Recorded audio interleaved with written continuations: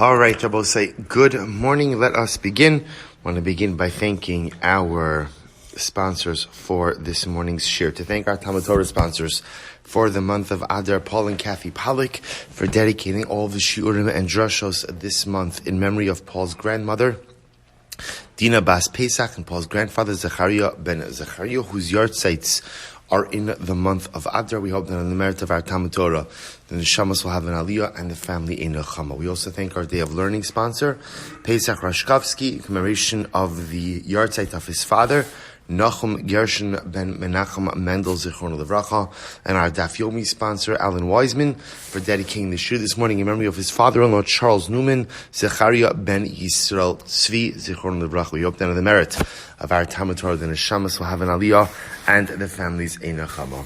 But also with that, let us begin. Today's daf is Pehei 85, and we are picking up in Meretz Hashem on Pei Dalam and Levi's 84b.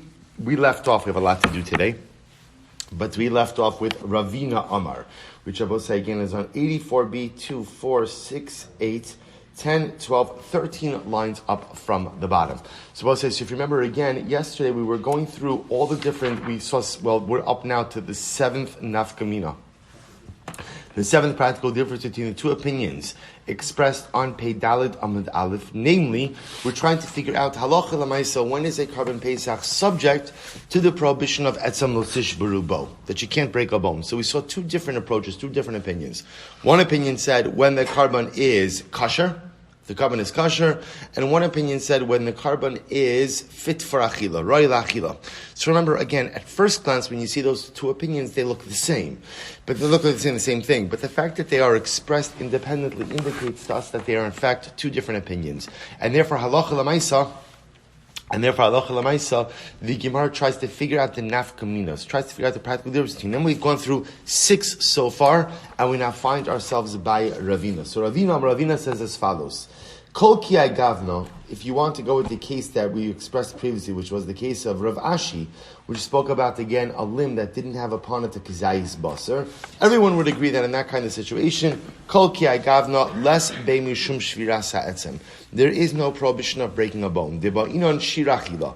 Because everyone will agree that in order for a particular bone to be subject to the halachas of shiras etzem, so there has to at least be a kizayis of basar. Ela ever she'ina lav kizayis basar b'makom zeh, the yeshal of kizayis basar b'makom acher ikamenau. The practical difference between the two opinions of kosher versus ra'i la'achila will be the following situation. If you have a bone that has on it, well, let's say it differently, a bone that doesn't have a kizayis basar on the area of the breakage, but does have a kizayis basar elsewhere on the bone. Is such a bone subject to shviras etzem or not? Lamanda mar kosher hakashu.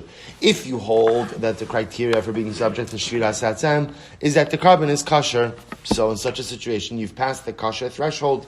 Lamanda amar rai la'achila, but according to the opinion it says rai la'achila, but inon shirachila b'makom shvira. According to that opinion, you would need the requisite amount of achila, which is a kizayis, at the place of the breakage. In this case, you would not have it. So we'll say, so according to Ravina, that would be the nafkamina between kosher versus roi la'achila, is a bone that doesn't have a kizayis basar at the point of breakage, but does have a kizayis basar elsewhere, subject to the din of shviras etzem or not. That's the machlokes. So we'll say the Gemara says, Tanya karba minayu. We have a brisa that supports 4 of these 7 interpretations. So the Gemara says this, Tanya, Rabbi Omer, Bebayis echad yeachal. The pasuk says you have to eat Korban Pesach in one home. Well, you're going to see that sugya next. So ve'etzam lo sish barubo. So the pasuk says, furthermore, again, you should not break a bone. So also remember again, this is what we saw before in Amud Aleph. The Torah juxtaposes the obligation to eat the Korban Pesach with the prohibition to break a bone, which teaches us, the Gemara says, ala kosher hu chayev ve'ino chayev ala pasal. Which number 1 teaches me that halacha l'maisa, I'm only chayiv for a carbon pesach that is kosher, breakage for bone breakage, but not on a carbon pesach that is pasul. I haisalo shasa kosher v'nifsal b'shas achila, ein bo mishum shviras etzem. What happens if a carbon was kosher but subsequently became pasul b'shas achila? So it was kosher, let's say again on Erev Pesach, but by the time Pesach rolled around, it was kosher, it was pasul. Ein bo mishum shviras etzem. So the Gemara says, right? It says, it's not subject to shiras etzem. Yesh bo shirachila, yesh bo mishum shviras etzem. If the bone has a shirachila, which we're assuming right now means a kizayis, then it's subject to shiras etzem. Ein bo shirachila, if it doesn't have the shirachila, ein bo mishum shviras etzem. Good. Haroi lo mizbeach, something that is offered up on the mizbeach. Ein bo mishum shviras etzem. So I'll say, so remember again, we spoke about that. What was that case? That was the case of the tailbone. Right? Remember again, the fat of the tail is offered up on the mizbeach. So the Gemara is suggesting over here, the Bryce is suggesting, anything that's not consumed is not subject to shiras etzem. So if something is offered up on the mizbeach, it is not subject to shiras etzem. B'shas achila yesho mishum shiras etzem. Shelo b'shas achila imo mishum shiras etzem. Furthermore, only at the time of consumption is a bone subject to shiras etzem. But during a non-time of consumption, for example, we'll say when we had the question, is a Karban Pesach on the 14th? Let's say you shecht your Karban Pesach, it's ready to be roasted, but it's Erev Pesach still. So is it subject to Shviras Etzem or not? The Brisa seems to indicate the only time that there's a din of Shviras Etzem is B'shas Achila. But Shelo B'shas Achila, no din of Shviras Etzem. So Itmar, let's analyze more. Aver she'ina love kizayis basar b'makom zeh, ve'yesh love kizayis basar b'makom acher. We'll say, what about the following case? You have a bone, and the bone has a kizayis of meat on it, but not in the place where you're going to break the bone. So, meaning the meat has been removed from part of the bone. So part of the bone has a kizayis, but the area of breakage doesn't have a kizayis. Is such a bone, if you were to break the bone in an area where there is no meat, halacha l'maisa, are you chayiv for that? Rabbi Yochanan Amar Yesho Mishum Shiras Etzem, Reish Lakish Amar Imbo Mishum Shiras Etzem. Both say machlokes. Rabbi Yochanan says yes, even if the bone doesn't have a kizayis basar in the area of breakage, but has a kizayis basar elsewhere on the bone is subject to Shiras Etzem. Reish Lakish says it is not. Eis Rabbi Yochanan Shemin Lakish. So Rabbi Yochanan raised the kash Rabbi Shemin Lakish. Ve'etzem lo tishperu bo echad etzem sheish alav kizayis basar ve'echad etzem she'in alav kizayis basar. So Rabbi says, so here comes along Rabbi Yochanan, and he says, Reish Lakish, the pasuk says, you shall not break a bone. So the Gemara is dashing over here, this applies to a bone that has a kizayis basar and a bone that doesn't have a kizayis basar. Now what does that mean? My ina love kizayis basar. What does it mean when you say the bone doesn't have a kizayis basar? Ilema the ina love kizayis basar klal. If you say that a mamish means it doesn't have a kizayis basar at all, then amay yeshu mishum shiras etzem. So we'll say if you have a bone that has no meat, then everyone will agree in that circumstance that halacha l'maisa there is no din of shiras etzem. Ela lav hachikama. This is what I must mean to say. Echad etzem sheish lav kizayis basar b'makom zeh ve'echad she'ina lav kizayis basar b'makom zeh v'yesh lav kizayis basar b'makom acher. Rather, it must mean the following case: that even if you have a bone that does not have a kizayis of basar at the place of breakage, but does have a kizayis basar elsewhere on the bone, such a bone will be subject to the din of shiras etzem. So kash Reish Lakish. So this seems to be a good proof to Rabbi Yochanan. And the kash Reish Lakish. Amrlei, top of pei amadalaf lo. That's not what it means. Haki kamar, that's what it means to say. Echad etzem sheish alav kizayis basar mi bachutz. Ve'echad etzem she'ina alav kizayis basar mi bachutz. V'yesh alav kizayis basar mi bifnim b'makom shvira. Oh, well, it says, this is what it means to say. It means to say whether the bone has meat on the outside, or even if the meat does not have, even if the bone does not have meat on the outside, but it has a kizayis of meat on the inside, it's subject to shviras etzem. So what does it mean it has a kizayis of meat on the inside? What does that refer to? The marrow. The marrow, like you've seen before, that's the chiddush. But in Achinami, it's possible that if the bone does not have the kizayis of meat in the makom shvira, perhaps it's not subject to the din of shviras etzem.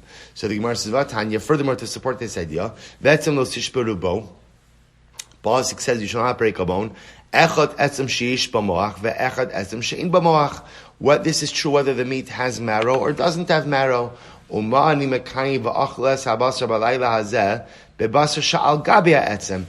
pasuk says you shall eat the meat, that refers to the meat on top of the bone. And or maybe it refers to the meat ultimately again in the bone itself. And what does it mean when it says the pasuk says don't break a bone? That's referring to a bone that doesn't have marrow. But But perhaps if the bone does have marrow, you're allowed to break the bone in order to access the marrow, since the marrow counts as basar.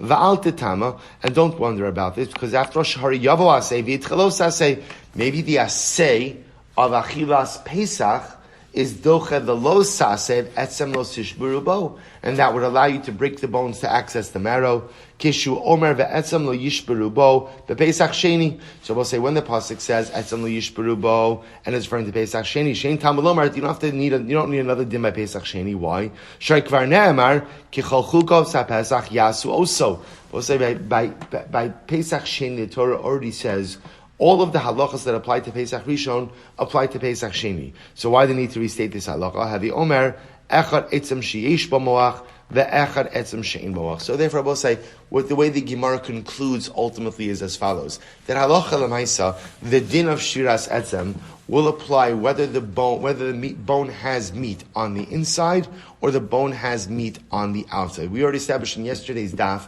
that the marrow does in fact count as basar, which of course is incredibly unique, because here you have part of the Karban Pesach is encased in the bones, yet what? I can't crack the bones to access the meat. So we'll loop back to this, because we discussed one possibility is potentially what? How do you access the marrow? We saw in yesterday's daf. Burning a hole into the bone. But again, that comes with other associated issues of potential crackage, is that a word? Breakage? Right? Good, cracking, right? Causing the rest of the bone to crack, or for that matter, again, actively ruining some of the marrow with the fire. So we'll loop back to that for just a moment. I will say, what I want to point out to you is as follows. So the Gemara is still just focusing over here on this machlokes Rabbi Yochanan and Reish Lakish. Namely, if you have a bone that does not have the kizayis basar in the area of the breakage where you want to break the bone, but does have kizayis basar elsewhere on the bone, is that bone subject to shviras etzem or not? Rabbi Yochanan saying yes, Reish Lakish saying no. So Meisvei, Gemara raises another kasha. Eiver shiyatza miktsasa. We're going to see this. This is the Mishnah on Amud Beis. If you have a limb of the Karban Pesach that partially went out of Yerushalayim, although we'll see it's not limited to Pesach, we'll see it's also by other karbanos. But Allah Chalamayse, again, you have a sacrificial limb that extended outside of the permitted area of consumption. So what do? Chotech ad makom shemagia la'etzem. So what you do is you cut away the meat until you get to the bone. The koleif ad shemagia leperak. And what you do is you go ahead and you peel back the meat until you get to a joint. V'chotech, and then I will say you cut off the bone in its entirety at the joint. This way, what are you avoiding? You're avoiding cracking the bone. Right? So therefore, you peel off the meat. So I was supposed to remember again, in this case, any meat, let's say for example, let's just use Pesach. So remember, Karban Pesach has to be eaten in Yerushalayim. So let's say a leg of the animal extended out, this is after it's shechted obviously, extended out of Yerushalayim. So the meat that's outside of the walls can't be consumed. So you cut off that meat. Now the meat on the rest of the bone is permitted. You peel off that meat, peel it all the way off to the joint, and cut off the bone at the joint. Thereby you're removing the bone, but so you're not cracking anything. The amrit, ever she'in alav kizayis basar makom zeh, v'yesh b'makom achar ein bo mishum shviras etzem. But if you hold it halacha a limb that doesn't have the kizayis basar in the place of breakage, even if it has kizayis basar elsewhere on the bone, is not subject to shviras etzem. Lamali the kolif atshemagia leprak v'chotech. Why do you have to go ahead and literally peel back all of the meat until the joint, and then remove the bone at the joint? Niklof beipurta v'nitbere. Just go ahead and peel back some of the meat and break the bone there. Well, listeners, if you go with the approach that as long as there's not a kizayis basar on the bone, there's no din of shiras etzem. So it's very simple. Just peel back the meat on the bone to the area where you want to crack it, and just crack it right there, and we're done. So obviously I will say that indicates to us that halacha l'maisa, the din of shviras etzem does apply to a bone, even if there's not a kizayis basar. Abai amar mishum paka, Ravina amar bekulis. So we'll say, look at Rashi, it's almost right across. Mishum paga shema yipaka v'yishaber tachas habasar kishiyaka amakom akalav. Because I will say, in general, what we're going to see is that when it comes to breaking bones, there's always the concern that the breakage may extend. See, Rabbi said, even if you go with the approach that Allah Lamaisa, you could break a bone on an area where there's not a kizayis basar. When you break a bone, so we'll say, how are you breaking a bone? So we'll see in the Mishnah, you take a meat cleaver and just smash down on the bone. The issue over there is that you may cause the crackage, right, to extend to other parts of the bone. Therefore, even if you hold that the din of shviras etzem doesn't apply to a bone that doesn't have a kizayis basar, we may still be reticent to allow you to crack the bone, lest the crack spread to other parts of the bone, which are subject to shviras etzem. Or I will say, Ravina said, it's a case of kulis. Rashi says over here, kulis is the thigh bone. Rashi says the hip bone. So the Gemara says, shalayad, the thigh bone. Shalayad, yesh bo moach mitoch, v'lo mahanyi leklipa. Or what's the other possibility? We're talking about a bone, like the thigh bone, that Allah Lamaisa has a lot of marrow inside of it. So remember again, as we said before, the din, if you go with the idea, let's assume that we go with the idea that in order to go ahead and be subject to shviras etzem, ultimately again you have to have a kizayis basar. As we just shown at the top of the daf, that is true whether the kizayis basar is on top of the bone or inside of the bone. Therefore, maybe we're dealing with the thigh bone, and therefore, again, which has a lot of marrow on the inside, which shows that even if there is no meat on the outside, it is still subject to shiras etzem. Okay, good. Tanan Hasam. So we'll say let's analyze a little bit more. Tanan Hasam. Hapigol vano sir vat tamid sadayim. It's a very interesting case. Pigol. We'll say so we know what all of these things are, right? So pigol means a kohen when he's doing the avoda has a machshava to go ahead and eat the carbon outside of its prescribed time. If he has that machshava, it goes ahead and makes the carbon pasul. So that's pigol. No, sir, means carbon actively left over beyond its permitted time. So what's the halacha? Metame l'sayadayim. So I'll say this is really quite fascinating. So they're metame the yadayim. So Rashi points out midrabanan. So if a kohen handles pigul, his hands become tame midrabanan. We'll say, what do you do with tame hands? You immerse them. Right, that's what you do. Right? So if you handle noser or you handle pigul, your hands become tame. Now watch this. Rav Huna v'Rav Yehuda v'Rav Chisda Chadamar mipnei chashadei kuhuna, v'chadamar mipnei atzlei kuhuna. So this is very interesting. Why were the rabbis gozer tuma on noser and pigul? So it's machlokes. One opinion said because of chashadei kuhuna. Now both sides. Now listen to this. What was the concern? If you're a kohen and you had a falling out with someone, there's a very easy way to get back at them, which is how? Make their carbon pigul. Right? I'm a kohen, I had a falling out with Reuven, I really don't like the guy. He's offering up a shlamim on a Sunday, and I have in mind that I'm doing the avodah, I'm going to eat it on Thursday.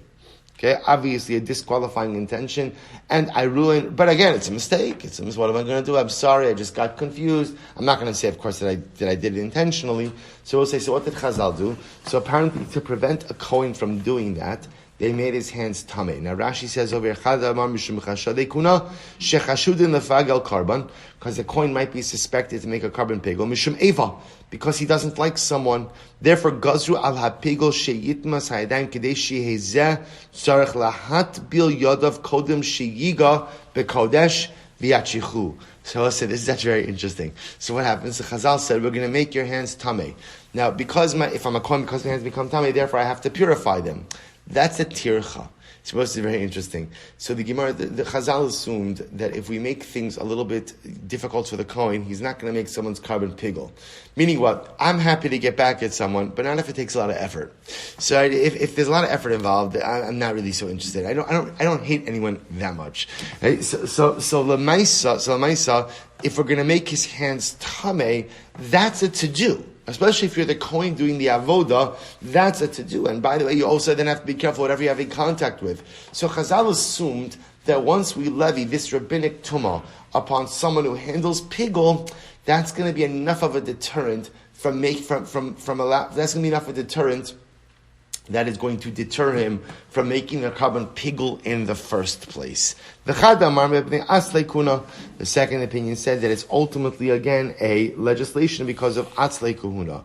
Also, namely what? That Allah Lamaisa, because of kohanim who may be lazy, don't eat karbanos on time, and therefore Allah Lamaisa will make no sar metamei sayadayim. So this creates incentive not to allow for nosar. So the Gemara says, Mar masnia pigul, umar masnia nosar. So in reality, again, remember, these two opinions are both referring to two different things. The rabbis legislated pigul, right, I should say tumas hayadayim, by pigul, ultimately mipnei chashadekuna, because of kohanim who were suspected to intentionally make a carbon pigul out of animosity for the owner, and ultimately, again, they legislated tumas hayadayim by nosar, in order to address lazy kohanim. So man masnia pigol, man masnia nosar, man de masnia pigol mishum chashadikuna, man de masnia nosar mishum asli kuhuna. Now listen to this. Not only that, mar masni kizayis, mar masni kebeitza. One opinion said that the shear, right? What's the shear that generates this rabbinic tumah? One opinion said it's a kizayis, and one opinion said it's a kebeitza. Man de masni kizayis ki isuro. Uman damasni kibitza kitum also. The one who said about say kizayis, because in general, whenever you have an isra achila, right, an isra achila is a kizayis, and the one who said a kibetza, an X volume, is because about say the shear for tumas ochlin, ultimately again is a kibetza.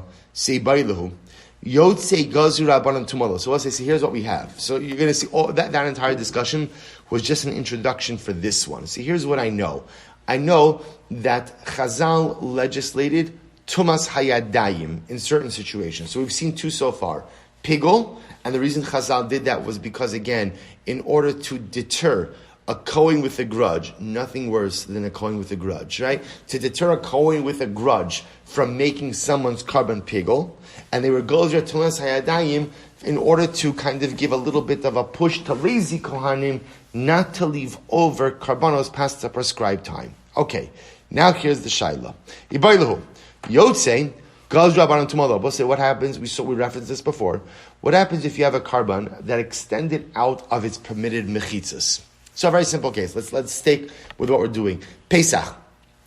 I have a carbon Pesach, and a limb of the Pesach extended out of Yerushalayim. So here's what I know, right? What do I do with the meat? What do I do with the meat from the limb that extended out? I burn it, right? I have to pray, I cut it off, and again, depending, machlok is what I do with the bone. Do I peel it back, cut it off at the joint? But what I know for my purposes right now is the meat, obviously, the meat on the part of the limb that extended out of Yerushalayim must be burned. It cannot be consumed. Okay. Now the shayla Gemara has is, when somebody touches that meat, is it gorein tumah? Does it cause tumas hayadayim midrabanan or not? So the Gemara says, Mi amrinan no sradi gazru tuma da asilat sulebe aval yotzi afuke be'adayim lo mafkile be'adayim lo gazru be'rabanan tuma. So do I say like this? The reason the rabbis were gozer tumas hayadayim by nosar is because there are kohanim who are lazy, and therefore, in order to give them a little bit of a rizus, this tumas hayadayim will deter them from being lazy and leaving over the karbanim past the prescribed time. But I'm not worried that someone's going to actively take a part of their carbon outside of Yerushalayim. In other words, we're both saying, Chazal legislated Tumas Hayadayim as a deterrent. It was there because they were afraid people were going to do something, and therefore, again, the appearance of Tumas Hayadayim deterred the individual from doing this thing. I'm afraid that a Kohen is going to get back at someone making the carbon pigol. Tumas Hayadayim prevents him from doing that. It deters him from doing that. I'm afraid that a Kohen is going to be lazy, leave over the carbon. Tumas Hayadayim prevents him from doing that. The Gemara says, are we concerned? It doesn't appear that we're concerned that people are going to actively take a part of a limb of an animal and take it outside of Yerushalayim, that we have to institute or legislate Tumas Hayadayim as a deterrent. In other words, right? Remember, Tumas Hayadayim is a deterrent. So the Gemara says, let's read this inside. So the Gemara says, Mi amrina nosar because we were goes to Tumas Hayadayim by nosar because people are lazy, and Tumas Hayadayim is a deterrent to being lazy. Aval yotze. But are we concerned that people are going to take a carbon out of Yerushalayim? Afuki be'adayim lo mafkile be'adayim lo gozi be'rabanan. People don't, we'll say, cases of Yotzei, usually when they come up are what? Are accidental cases. We're not really concerned that people are going to actively take carbonos out of their prescribed area. Therefore, perhaps in that case, lo gozru be'rabanan tuma. We should assume that halacha l'maisa, the rabbis were not gozer tuma. O dilma loshna. or perhaps it shouldn't make a difference. No, perhaps halacha l'maisa, we should be gozer tuma in that case as well. So both say, so this is the kasha. Is there tumas hayadayim by yotze? I have sacrificial meat that went out of its prescribed area. Is there tumas hayadayim now if I come in contact with that meat? So tashma, ever shiyatza miktsasa chotech achamagiela etzem v'koli v'achamagiela prak v'chotech. So remember, we just had this before, that if you have a part of a sacrificial limb that extended out of Yerushalayim, so what do? You cut off the meat. Right, essentially, again, you cut off the meat until you get to the bone, and then you peel back all of the meat until you get to the joint, and you cut off the bone at the joint. But if you hold that the rabbanon were gozer tuma on yotzei ki chatich lei my havi, ultimately, again, even if you cut off the meat, what does it matter? So the Gemara says, ha kametamile. So Rabbi said, this is actually very interesting. Look at Rashi, Kametamile, Pinimi Machmas Magao Shal Yotze Mechuberlo. We'll say, if you hold that so the assumption was like this. Let's go back to what we said before, then let's plug it in. So before we were saying like this, if you have a piece of your Karban Pesach, let me for Karban Pesach that extended outside, so what do? You cut the meat down to the bone, and essentially, again, peel back all of the meat till you get to the joint, cut off the bone at the joint. So I cut off the bone at the joint, why? Why do I cut off the bone at the joint? To avoid breaking the bone. Okay, that's Aleph. And then the assumption is, what am I doing with the meat? So the meat that was outside will be pasul. The meat that was inside will be kosher. The meat that was outside I'll burn. The meat that was inside I'll eat. But one second, if you hold that there's tumah on yotzi, on meat that goes outside, so that meat on the outside touched the meat on the inside. They were all connected. And therefore, halacha l'maaseh, if the meat that goes out is tamei, then the meat ultimately that was on the inside should be tamei as well. To which the Gemara says, no. Tumas starim the tumas starim lo matanya. Rabbi said, this is incredible. This is what's called a hidden tumah. Rabbi said, what this means is as follows. It really means like this, that the connection of the meat was beneath the surface. Look at Rashi. Tumas beis hastarim komaga chibar beis hastarim shein makom magoo nira. The tumas beis hastarim nafkalim m'sechas. The Rabbi said, the Gemara says, the fact that the meat was connected ultimately, again, in a hidden fashion. In other words, it was connected beneath the surface. So therefore, halacha l'maaseh, that's tumas beis hastarim. And in general, again, chibur for tumah that is not visible is not generally considered to be a connection for tumah. For tumah star l'matanya, ulu Ravinu damar chibure ochlin lav chiburhu. According to Ravinu, who says that in generally food connection is not a connection. But we'll say what that means is the way Ravina looks at food as separate, independent items that happen to be next to each other. We're not going to get into all these halachas of tumah, but again, Ravina holds chibure ochlin lav chiburhu ukiman demifrisi dami mai ikalameimar ha kanaga bahadadi v'kamatame. We'll say according to Ravina doesn't look at food as tumas beis hastarim. He doesn't look at it as hidden tumah. Instead, he views each chilik of food as its own independent entity. So there's food from the outside, meat from the outside, meat from the inside. They're not connected. But they happen to be touching each other. So because they're touching each other, should that not cause the tumah from the outside ultimately to be conveyed to the tumah on the inside? Therefore, the only way to interpret it is the opinion who holds that the shiras kizayis says you're talking about a case that's less than a kizayis, and the opinion who holds that it's a beitza will hold that it's less than the shir of a beitza. Therefore, the Gemara kind of sidesteps the question by just saying either way the shir wasn't present. But again, the question still remains. Which is halacha l'maisa, what is happening with a case of yotze? So I know, but say, here's what I know. I know that nosar causes it, right, there's tumas hayadayim. I know pigol, there's tumas hayadayim. The shaila is yotze, is that gorim, does that create tumas hayadayim as well? Still unresolved. So the Gemara goes right there, Tashma, so we're not finished yet. Tashma, hamotzi basra pesach mechabura lechabura. But we'll discuss this case as well. It's very interesting. If you take your Karban Pesach from one chabura to another chabura, so we'll discuss exactly what the parameters of this case are. But remember, you eat your Pesach with a group, and the halacha is your Karban Pesach is not supposed to be moved from one group to another group. We're actually going to see there's a discussion if you have multiple chaburos eating together in one home. What happens, and we'll see. But again, for now, let's just go with the wording of the Gemara. If you go ahead, Hamotzi Pesach, Bamosi Basra Pesach, Mechabura Lechabura, Afa Pishu Below Saset Tar. So we'll say, if you moved your Pesach from one Chabura to another Chabura, even though what? Even though you've been in violation of a lo sase, right? You have violated a biblical prohibition.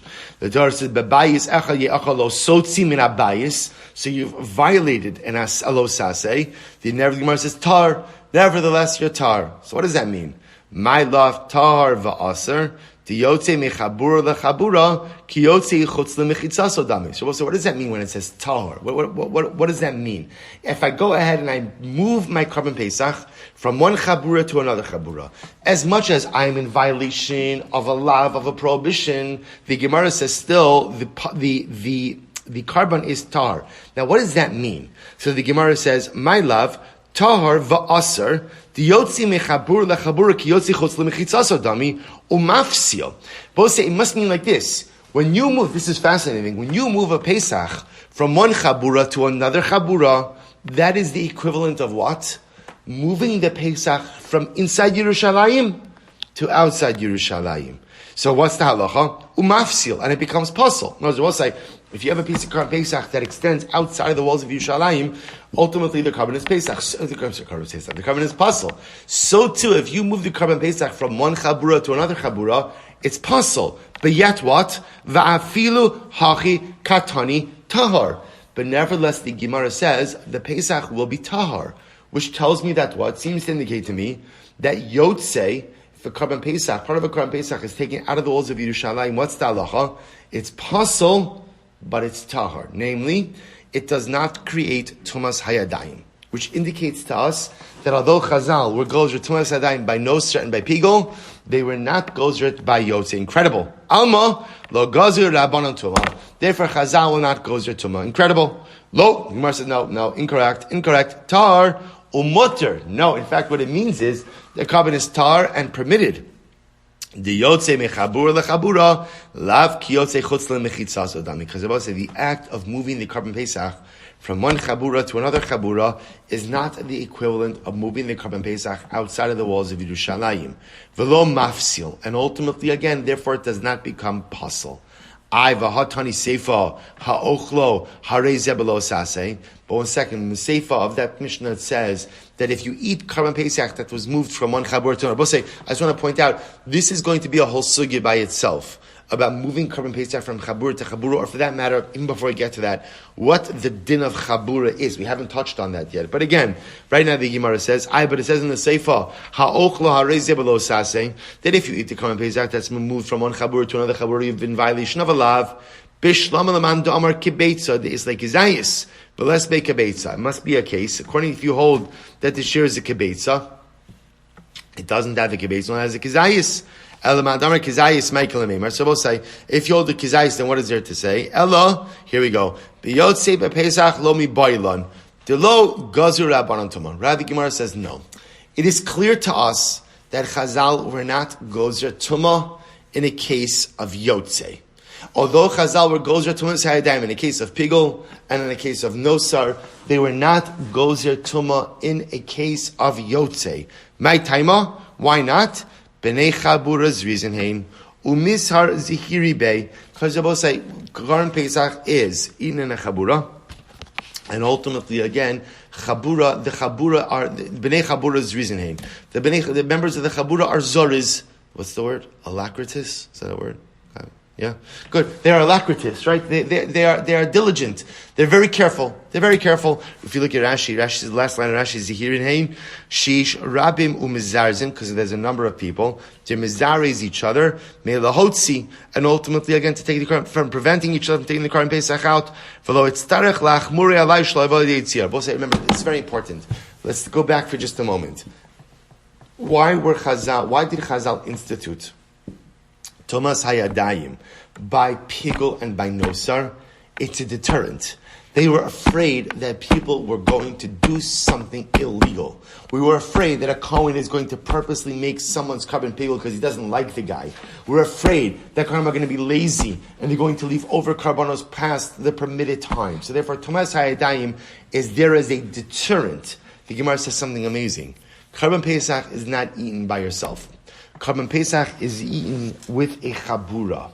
And the Bible says wherever there's a chabura, the lashon of the Gemara is b'nei chabura zerizin hein u'mezaher zihiri bei. The Bible says so b'nei chabura, but they're zaris, they're careful. The Bible says, what does that mean? What the Gemara is saying is like this: whenever you band together with a group of Jews, ultimately again we are mezares each other. We encourage each other. Both say this is the power of being part of a chabura. This is the power of being part of a chevra. This is the power of being part of Am Yisrael. This is why we try not to lead isolated lives. The greatest strength we have is not as individuals. The greatest strength we have is in our chelik as part of the collective.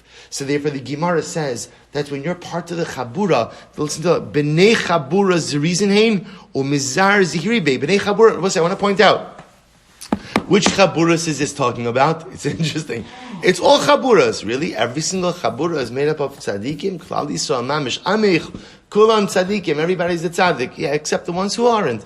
Hey, so it's the nature of chabura.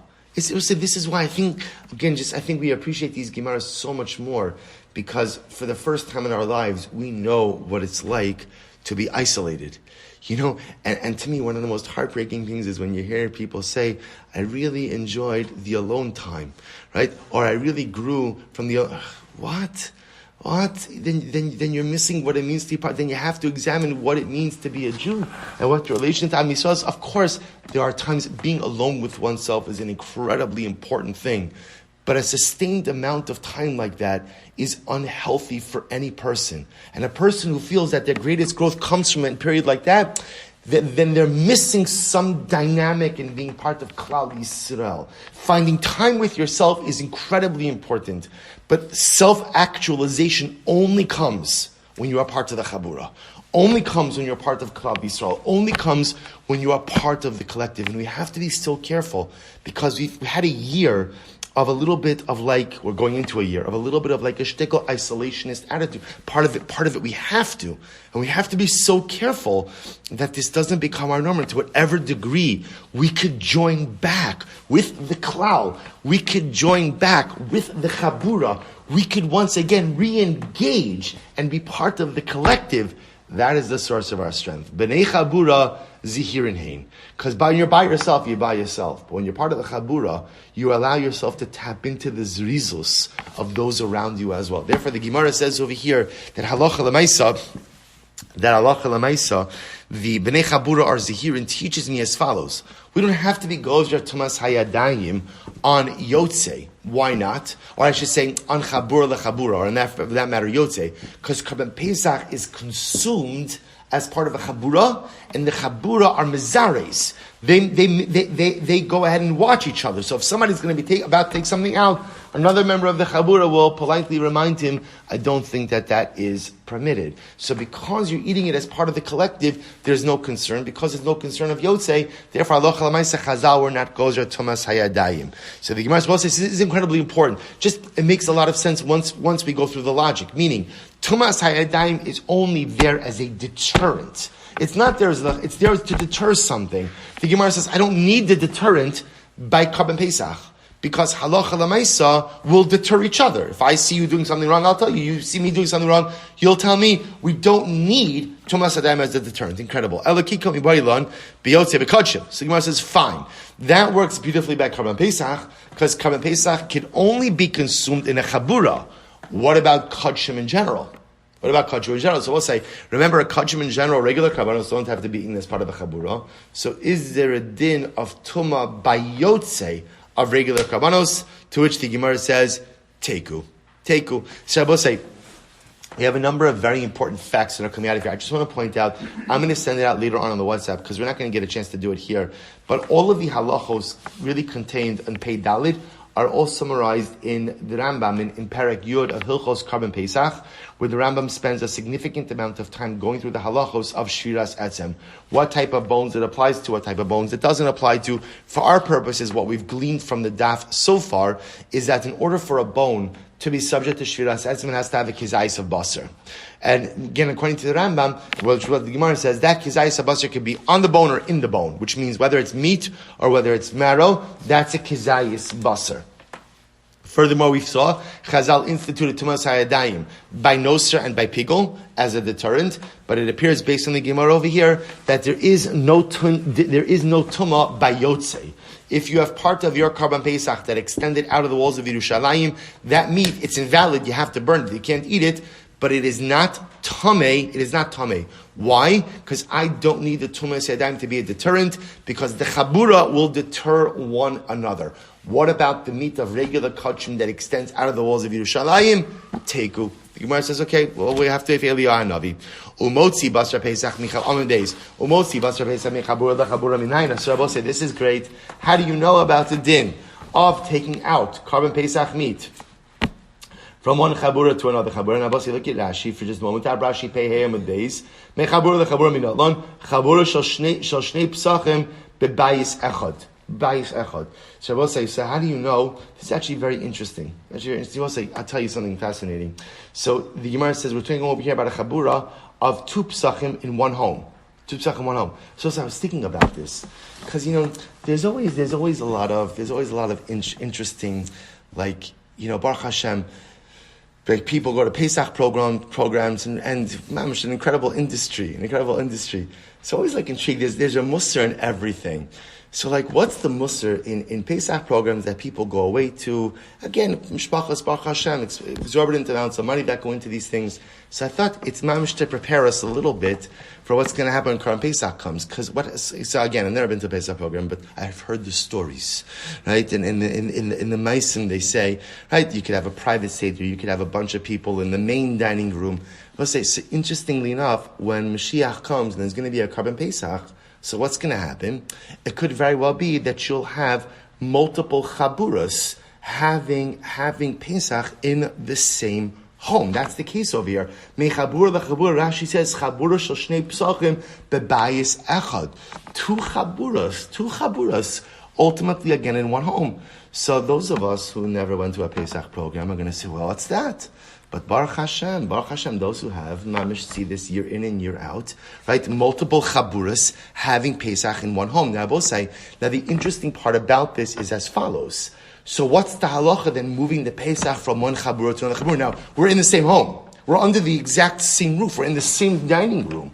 But yet, again, the Gemara says, we'll see this sugya a bit more fully, but we'll see this sugya, that halacha l'maisa, apparently, you're not allowed to move your Pesach from one chabura, from one group to another group, even in the same home.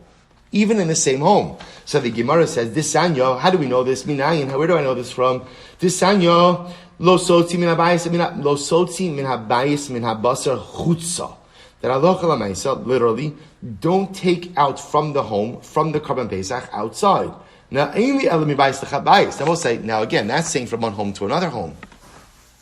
Mechabur lechabura minayin. What about from one chabura to another chabura?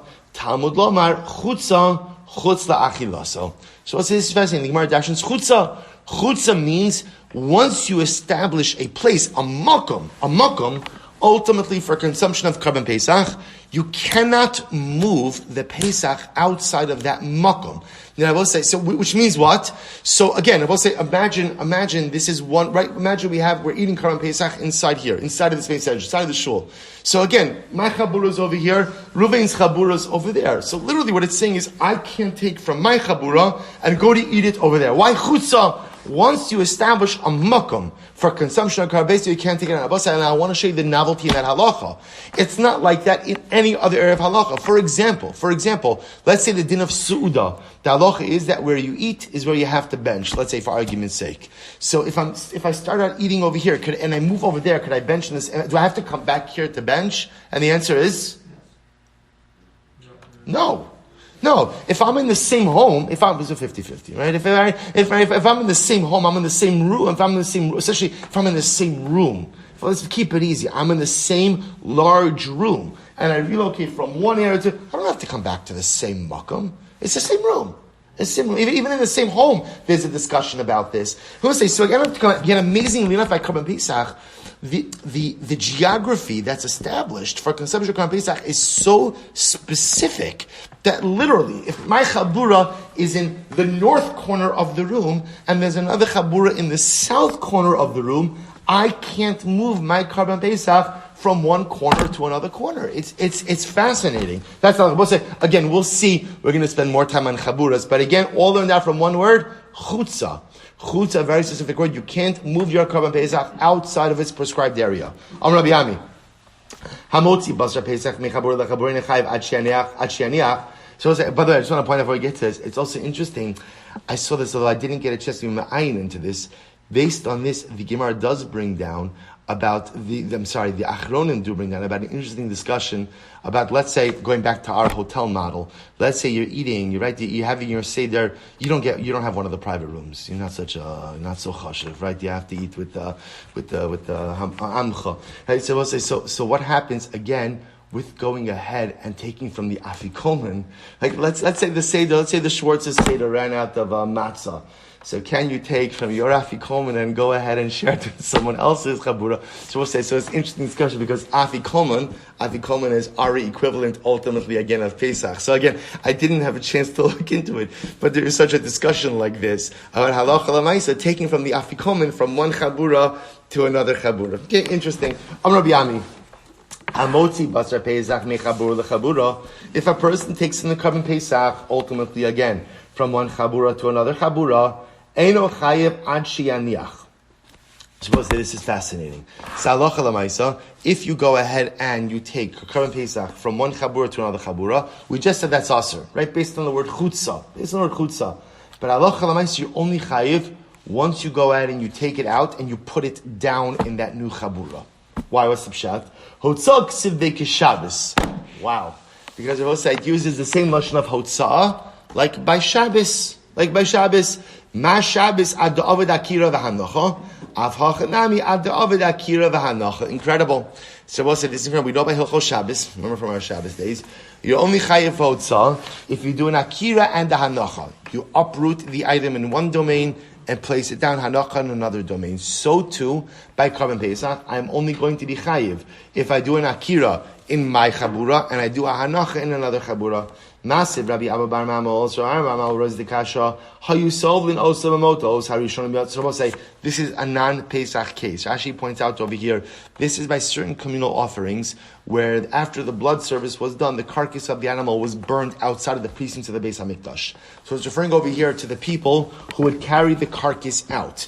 Now the halacha was that as soon as you left the precincts of you, or the Beis Hamikdash or Yerushalayim, depending on what you were carrying out, you would become tamei. So how you solve in osam b'motos? So if you were carrying out the carcass of the animal on b'motos, motos just means staffs. Harishonim yatzu chutz l'chumas la'azara, v'acharim lo yatzu. As soon as the first group left the walls of the Beis Hamikdash, and even if the second ones did not, so the Gemara says, Harishonim mitamim begadin, v'acharim mitamim begadin. Ultimately, again, the first chevra that exited the walls of the Beis Hamikdash would become tamei, and the ones who were still inside the precincts of the Beis Hamikdash would not yet become tamei. But one second, you just said before that in order for something to be considered Yotzei, that it has to come to rest in a new domain, and yet here the carbon in question did not come to rest. Who most of lava, who mafarik la binigrar. We're talking about where the carbon is being dragged. It's being dragged. That will say, by the way, being dragged, lav dafka doesn't have to be dragged, but it could also mean what? Loved. Right? Remember again, if something is within 3 tefachim of the ground, it's considered to be at rest on the ground as well. So they're talking about a case where either literally, I can't imagine they would actually drag it. Maybe they did. But Lamaisa, even if they didn't drag it, if it's within 3 tefachim, it's considered to be at rest, and therefore Allah Lamaisa, they would become tamei. So therefore, I will say again, that was just thrown in here, nothing to do with Pesach. Just again, another example of this idea that in order for something to be yotzei, in order for something to be considered to be transported outside of its domain, it has to come to rest in its new domain. So therefore, I will say a few more halachas that come out over here. You cannot transport a Karban Pesach from one chabura to another chabura. The novelty in this is even if the chaburas are in the same house, even under the same roof, you cannot transport a Karban Pesach from one chabura to another chabura. Why? All based on the word chutzah.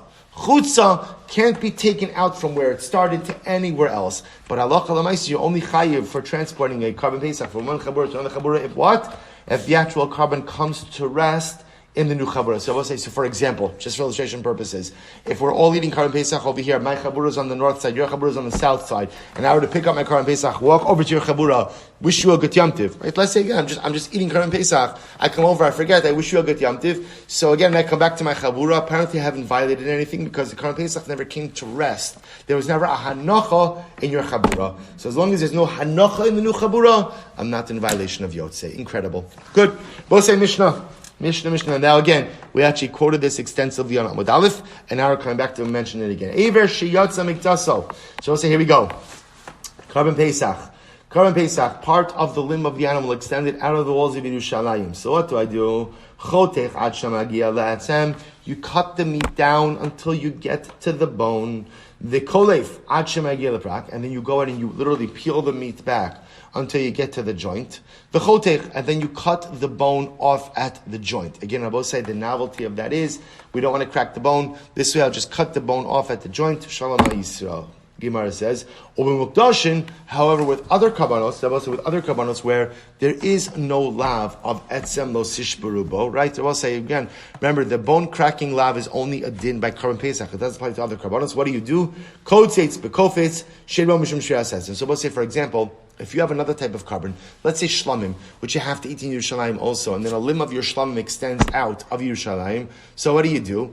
You cut off the meat, and you just crack the bone at the area where the limb extended out. Because again, remember, there's no prohibition of cracking bones by other karbanos. Mina agaf alifnim kilifnim. So we'll say, now here's what's interesting. Now the Gemara is going to get into the details about halacha l'maisa, what is considered to be inside Yerushalayim or outside Yerushalayim. Now, both say, now remember again, the part where this is going to get tricky is once you get into the threshold of the doorway into the city. So remember again, Yerushalayim had, if you can imagine, like when you go to the old city of Yerushalayim, we all be zocha very soon, and I think we'll never again take the opportunity to be in Eretz Yisrael for granted after being locked out for so long. So I will say, so remember, you come to the old city of Yerushalayim, you see the gateways. Well, remember, the municipal city of Yerushalayim had those same walls, those same gateways as well. So now, I understand, obviously, outside the wall is outside of Yerushalayim.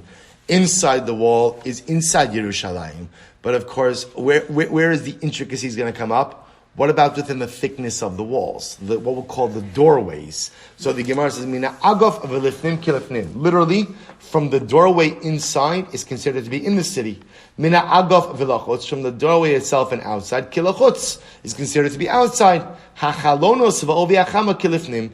The windows, as well as the width of the wall, has the din of the interior of the city. So says the Gemara, Amrav Yudamarav. So let's listen to this. Rav Yehuda says in the name of Rav, the same halacha applies with davening, tefillah. Now look at Rashi for just a moment. V'chein l'tefillah, ha'omed mina agav v'lifnim mitztarif la'asara, va'omed chutz l'pesach in mitztarif. So it's very interesting. So it comes along, it says the name of Rav, same idea with davening, with tefillah. If you're standing from the doorway in, then you're part of the minyan. If you're standing from the doorway out, you're not part of the minyan. Okay. And this argues Rabbi Shimon Levi, because Rabbi Shimon Levi says, Rabbi Shimon Levi, afilu mechitza shel barzel ena mafsekes ben Yisrael avim shebashamayim. Rabbi Shimon Levi says that halacha l'maisa, even a steel barrier cannot go ahead and create a separation between HaKadosh Baruch Hu and Klal Yisrael. We'll say truly beautiful. Rabbi Shimon Levi says, so the first opinion says, now they're not really saying the same things. The Gemara is talking about who could count as part of a minyan. So Rav says, anyone who's from the doorway inside is part of the minyan, but if you're outside of the doorway, then halacha l'maisa, you're not part of the minyan. Yinam started to the group. Rabbi Yeshua ben Levi says that halacha l'maisa, there's no such thing as a separation for a minyan. He's not really saying it halachically, he's saying it much more hashkafically. That nothing interrupts, nothing interposes between the Jew and the Ribono Shel Olam. We'll say, what a profound statement. Afilu mechitza shel barzal eina mafsekes.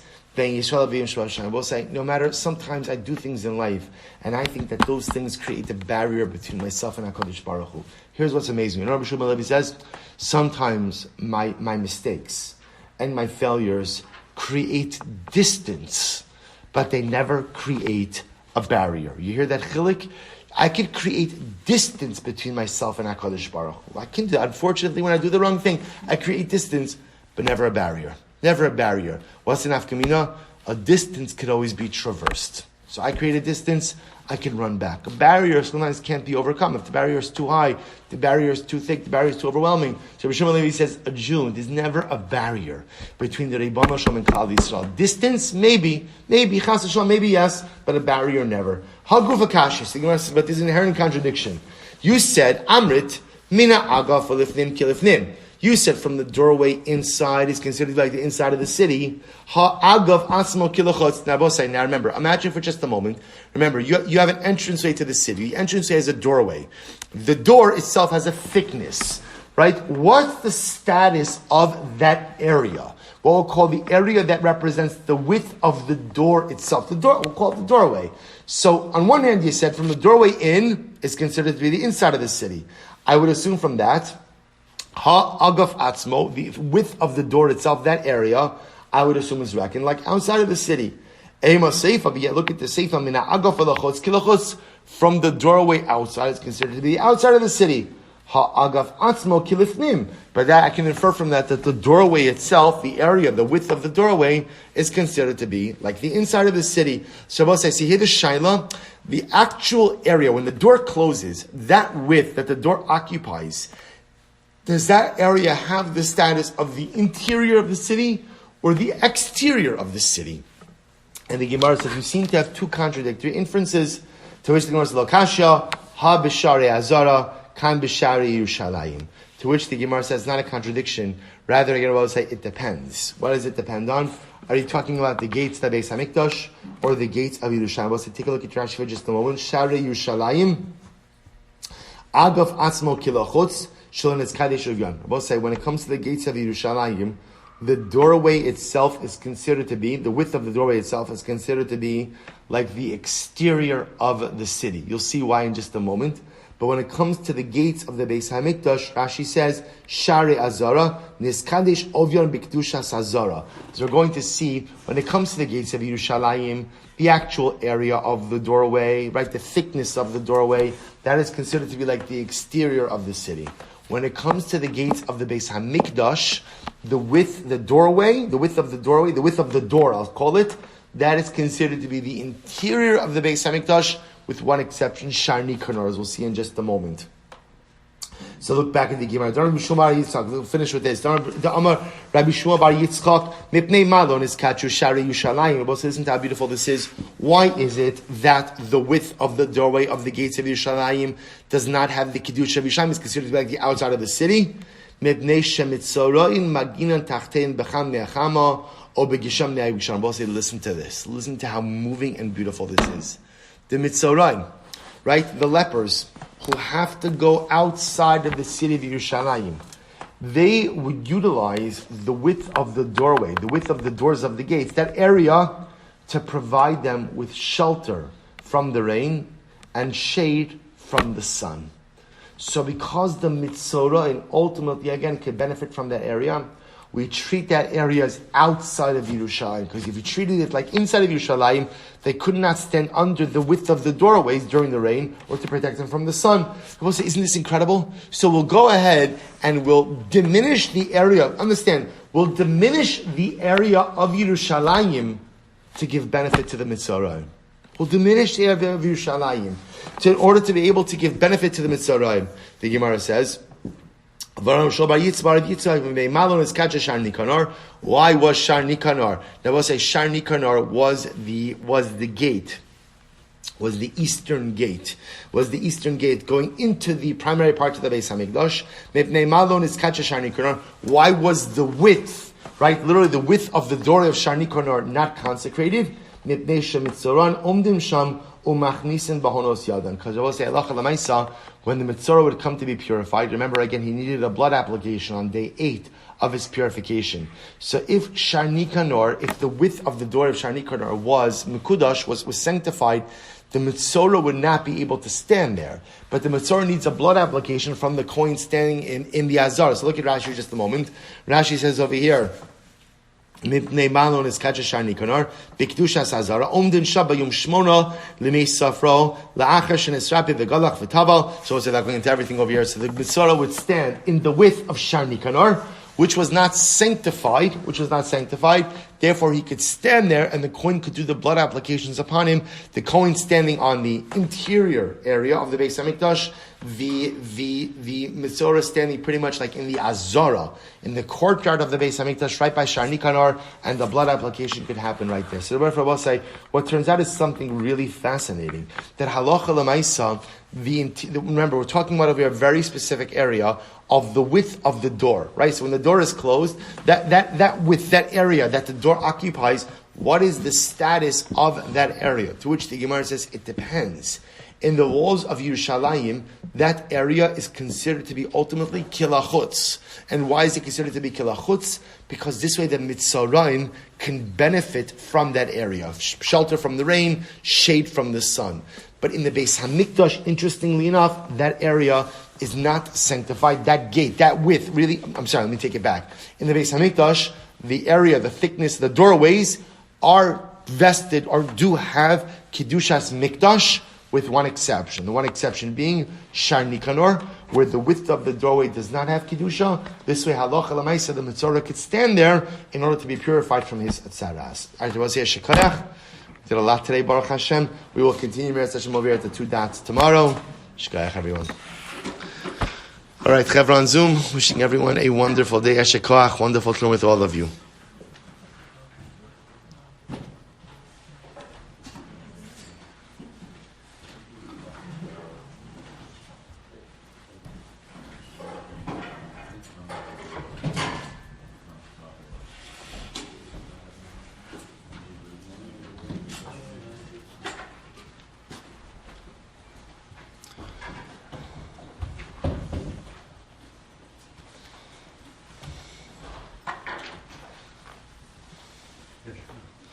Let me ask you this. I see over here, so I did it on both, but like, I hit, end both of these, but I still did it on YouTube, was that correct? Yeah, you don't have to, but she said, if you could do it, do it. Okay. So and there should be,